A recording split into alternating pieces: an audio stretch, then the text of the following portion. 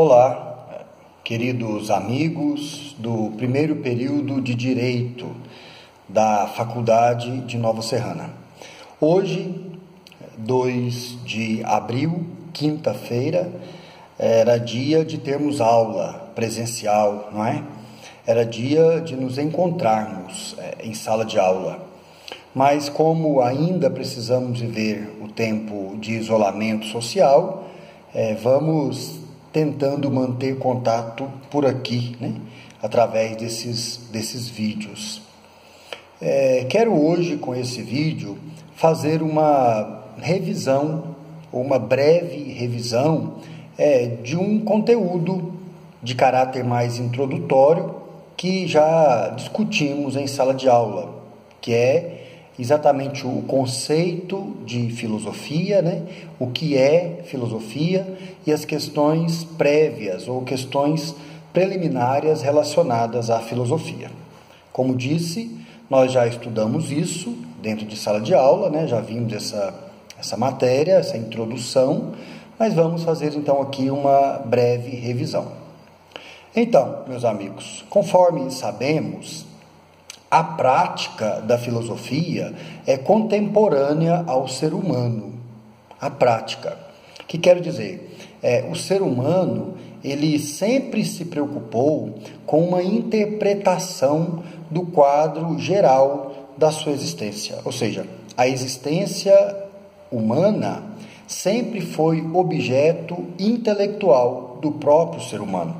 A perplexidade, né, diante do real, o espanto diante da realidade, sempre induziu a reflexão, sempre levou o ser humano a pensar na tentativa de descobrir a verdade das coisas.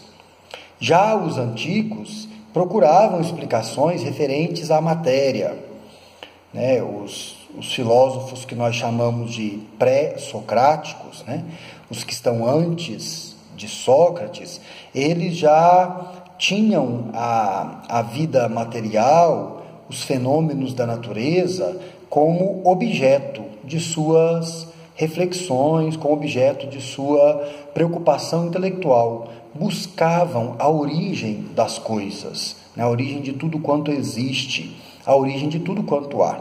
Por isso é que disse inicialmente que a prática da filosofia ela é contemporânea ao homem, é coeva ao ser humano, ou seja, a prática da filosofia existe desde que existe o ser humano na Terra. Ele sempre se preocupou com a própria existência, ele sempre pensou ou buscou explicações racionais para a origem das coisas, para a origem do mundo e por aí vai. Se a prática da filosofia ela é contemporânea ao homem, é coeva ao ser humano, conforme eu disse, o vocábulo que designa essa prática surgiu apenas no século IV, antes da era cristã, né? E esse vocábulo é formado pela junção de duas palavras gregas, philo e sophia. Philo significa amante, ou amigo, pode ser também, não é? E Sofia significa, né, na língua grega, sabedoria. Atribui-se a Pitágoras a criação da palavra filosofia. Ao ser indagado quanto à sua condição de pensador, segundo a tradição, Pitágoras teria se apresentado não como um sábio, né? Ao ser indagado sobre a sua sabedoria, ao ser indagado sobre a sua condição de gente que pensava muito, ele teria evitado apresentar-se como sábio, o que era bastante comum em sua época, e tinha se mostrado, ou tinha se apresentado como filósofo, ou amigo da sabedoria, né? Amante do saber. Daí então surgiria a palavra filósofo e filosofia. A palavra filosofia ela sofreu uma variação semântica, é claro, ao longo da história, né? De amizade à sabedoria, né? De amizade, amor ao saber, ela passou a designar entre os gregos também a própria sabedoria, né? Houve quem na Grécia Antiga designasse a própria sabedoria como filosofia. Modernamente, a palavra filosofia se identifica com método de reflexão pelo qual o homem se empenha, método de reflexão pelo qual o homem se esforça para interpretar a universalidade das coisas. Ela caracteriza-se como indagação, né? Ela caracteriza-se como busca de conhecimento mediante a investigação dos primeiros princípios das coisas ou das suas últimas causas. O espírito filosófico, ele não se satisfaz, ele não se contenta com uma leitura dinâmica dos fatos ou com uma simples observação. Não. O espírito filosófico, ele questiona sempre. E de cada resposta obtida, passa a novas perguntas até se atingir a uma suposta essência das coisas. A filosofia corresponde a uma atividade espontânea, instintiva, pela qual o ser humano procura captar a realidade.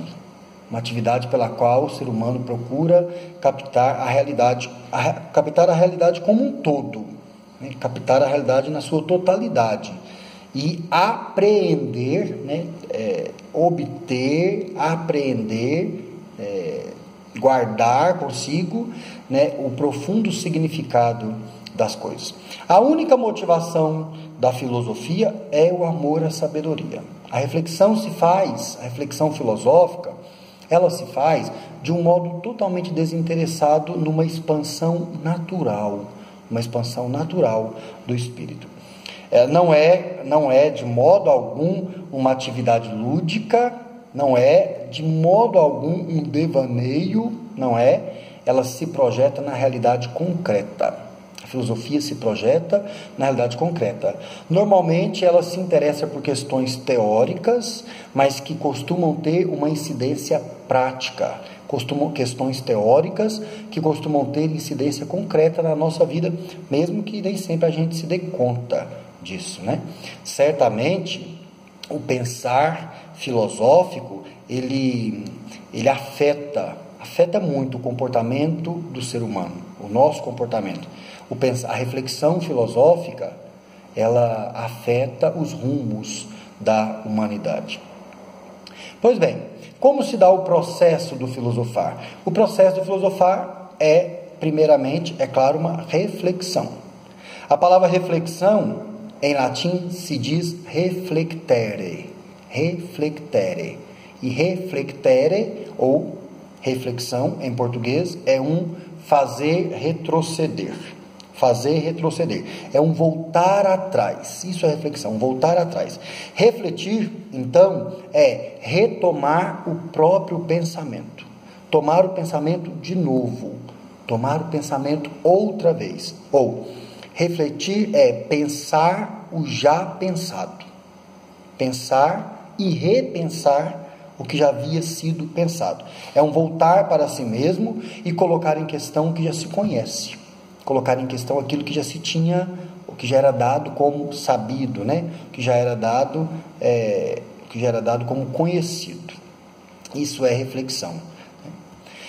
A atitude filosófica é a atitude profundamente vinculada à dúvida. Aliás, a filosofia, melhor dizendo, é uma atividade profundamente vinculada à dúvida. À dúvida e às perguntas, né? À dúvida e aos questionamentos. Para filosofar, é fundamental, é de extrema importância adotar uma atitude indagadora. Para filosofar, é fundamental adotar uma postura questionadora, sempre. Karl Jaspers tem uma frase que eu gosto muito e que expressa exatamente isso, né? Segundo Jaspers, as perguntas em filosofia são mais essenciais que as respostas. As perguntas em filosofia são mais essenciais que as respostas. E cada resposta transforma-se numa nova pergunta. Essa é uma afirmação de Karl Jaspers, na sua introdução ao pensamento filosófico. A atitude filosófica, então, constitui assim uma espécie de retorno à primeira infância. Por que dizemos isso? Retorno à primeira infância. Porque filosofar é questionar. Filosofar é questionar. Filosofar é espantar-se ou ficar perplexo com a realidade, com a vida, com o mundo, com tudo quanto há, com tudo quanto existe. É ficar perplexo, é admirar-se e questionar. Por isso dizemos que a atitude filosófica, ela é uma espécie de retorno à primeira infância, porque a criança, quando está, à medida que vai crescendo, vai questionando as coisas que ainda não conhece, ainda não sabe, então se espanta, fica perplexa, admira e pergunta. Se espanta, fica perplexa, admira e questiona. Por isso é que afirmamos que a atitude filosófica é uma espécie de voltar, é uma espécie de retorno, à primeira infância. É como começar de novo na compreensão do mundo. Começar outra vez a compreender o mundo, agora por meio da dúvida e por meio de sucessivas indagações, por meio da dúvida e por meio de constantes questionamentos. No entanto, meus amigos, é bom que se diga que nem todo tipo de dúvida é filosófico. Nem todo tipo de dúvida é filosófico, porque podemos cair na ingenuidade de pensar isso. Então qualquer dúvida é filosófica, qualquer questão que se coloque é uma questão filosófica? Não, a dúvida filosófica, ela tem uma peculiaridade. A dúvida filosófica é aquela que surge da necessidade inquietante de uma explicação racional. Vejam, a dúvida filosófica é aquela que surge de uma necessidade inquietante de uma explicação racional para quê? De uma explicação racional para algo da existência humana, para algo da nossa vida que se tornou incompreensível. Ou a necessidade inquietante de uma explicação racional para algo da nossa existência cuja compreensão que temos não satisfaz. Daí surge a dúvida filosófica. Geralmente são temas que não têm resposta única. E são temas para os quais a mente humana sempre retorna. São temas para os quais a mente humana sempre volta. Não tem uma resposta única e a mente humana sempre volta. Por isso que eu disse que a dúvida filosófica, ela surge da necessidade de responder racionalmente algumas questões que se apresentam à nossa existência. Questões que, às vezes, até já temos respostas, mas as respostas que temos não satisfazem mais. Então, ela não é uma especulação vazia. De modo algum, A dúvida filosófica não é uma especulação vazia. A dúvida filosófica não é uma prática destrutiva, um questionar por questionar, simplesmente. Não. Quem pratica a dúvida filosófica visa se articular racionalmente. Quem pratica a dúvida filosófica visa se organizar racionalmente no sentido de construir uma explicação sólida. Uma explicação bem fundamentada, um conhecimento claro e confiável sobre um tema que é objeto de sua preocupação. Então, a dúvida verdadeiramente filosófica, a dúvida realmente filosófica, ela favorece o exercício fecundo da inteligência. É aquela dúvida que propicia uma fecundidade no pensamento. Favorece o exercício fecundo da inteligência, o exercício fecundo da razão. Sobre questões teóricas, como disse antes, normalmente são questões teóricas, mas que costumam ter uma incidência prática em nossas vidas, sem que a gente, às vezes, se dê conta disso, Para filosofar, duas coisas são fundamentais. Duas coisas são muito importantes. A primeira coisa, suspensão do juízo. A segunda coisa, regra da razão. Suspensão do juízo, regra da razão. O que é a suspensão do juízo? Suspensão do juízo é a interrupção temporária temporária de ideias prontas que uma pessoa possui sobre um determinado assunto. Então, para se fazer filosofia de verdade, é preciso que temporariamente se interrompa o fluxo de ideias que já se tem pronto sobre um determinado assunto. É uma espécie de duvidar das próprias crenças. Isso é a suspensão do juízo. E para quê? Para que suspender temporariamente os juízos? Para escapar dos limites impostos pelos nossos preconceitos. Sim, nossos preconceitos, meus amigos, eles limitam a nossa investigação.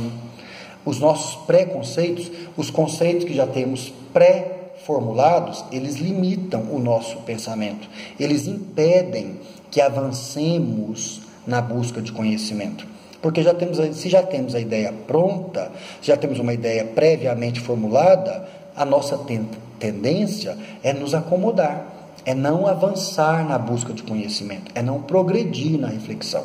Então, quando a gente suspende temporariamente nossos juízos, no sentido de, quando a gente suspende temporariamente as ideias prontas, que já temos, né, as ideias pré-concebidas, a gente se coloca assim mais aberto, né, mais disponível para a reflexão, para o pensamento, para a investigação, para a busca, né, da verdade ou para a busca de certeza.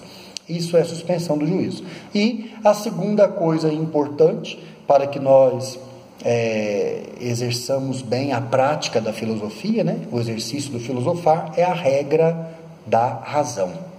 O que é a regra da razão?